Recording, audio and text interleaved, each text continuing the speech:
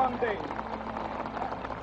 this nation will rise up and live out the true meaning of its creed. We hold these truths to be self-evident, that all men are created equal. My name is Aya Mary Agnes Medrud.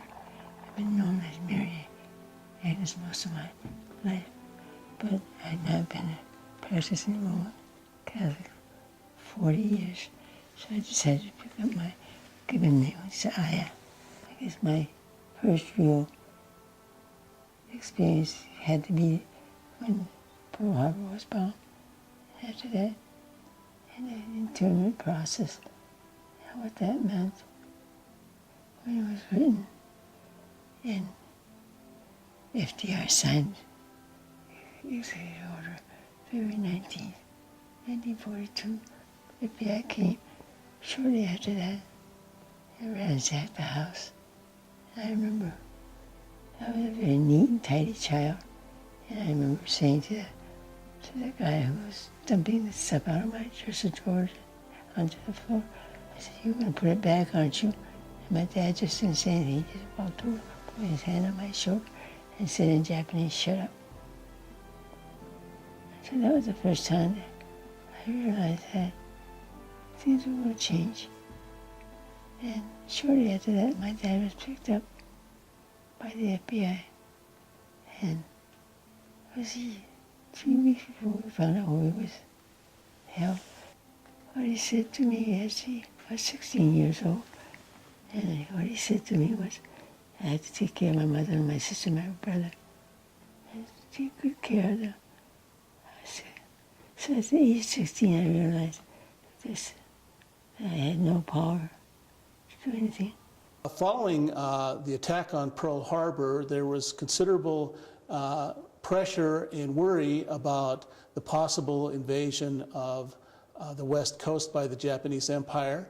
And there was a lot of political haymaking about the possibility of a fifth column movement that might exist here with immigrants from Japan and also American citizens who were born here that were of Japanese ancestry. Another camp west of here was Minidoka, which was at Hunt, Idaho. It's a few hundred miles west of here.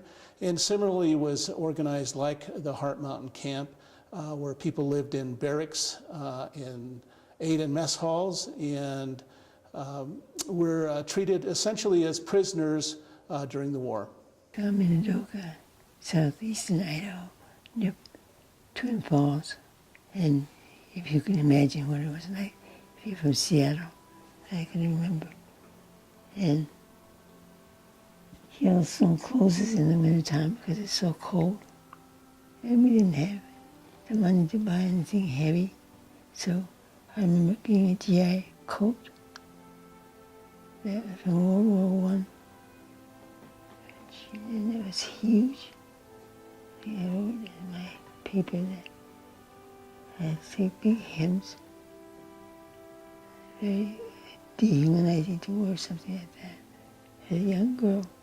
I actually didn't know much of anything about the Japanese internment. It seems like the history that I studied back in New Jersey, covered pretty well colonial stuff and other things, but I don't remember the internment ever being mentioned. So I was intrigued. I went to hear about it. I think it was Dialogues on Diversity, put on by the Boulder County Community Action Programs. And this particular dialogue that was advertised was for a panel discussion on experiences of the Japanese internment. To me, it was eye-opening. I am half Japanese. My mother is from Japan. And the thought that when I had talked about, who was put into the internment camps and would just be a quarter Japanese and you would end up in the camps if you were living in those areas, that was shocking to me. So it was just a real interesting conversation for me and really got me thinking. I listened to what Martin Luther King had to say about people and how we need to care about each other, take care of each other. And it reminded me of myself. something that happened. And after 9/11, I was invited to be part of a group of people in Philadelphia who were working on trying to get some of the thousands of Middle Eastern young men who were picked up and put in jail with no charges. And I remember sitting there, listening to all the horrible things that were infringements of rights. But they were picked up and were in jail. And I broke down, I started to cry and I couldn't stop. And everyone was surprised because it's not my usual behavior. I remember after September 11, 2001, she was the first and stayed for a long time, the only person who was concerned about me. She kept asking me about my family, how I felt. I thought we should not just worry about the men, but the women and children. That most of the women were young and probably didn't speak English. I think her internment experience made her more sensitive and more understanding of a fuller picture of a person or a community. It's important that we continue to learn, remember the lessons of history so that we don't repeat them. I see her as a great role model, as an effective teacher, and just somebody who's great to be around.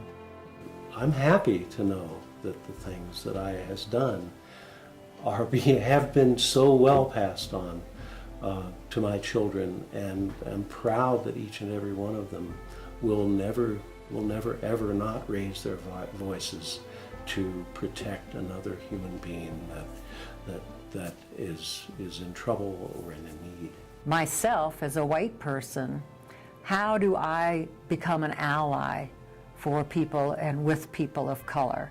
How do I advocate for issues so that people of color are not always advocating for themselves? And I think that was one of the strongest lessons that Aya actually taught me. I think sometimes it can be daunting to look at examples like Martin Luther King or even Aya and say, how can I carry on that fight? But then you see in the day-to-day examples of what somebody like Aya has done, and you see what you can do. You can speak up. You can be a part of the decision-making. You can share your perspective. You can listen to others and get their perspectives and help others find a voice. And you see her do that in all the work that she does.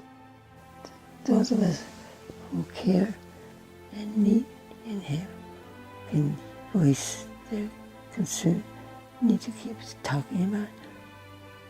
And we need to listen to what Martin Luther King had to say to remind ourselves of your responsibility to history, to ourselves, and to our children.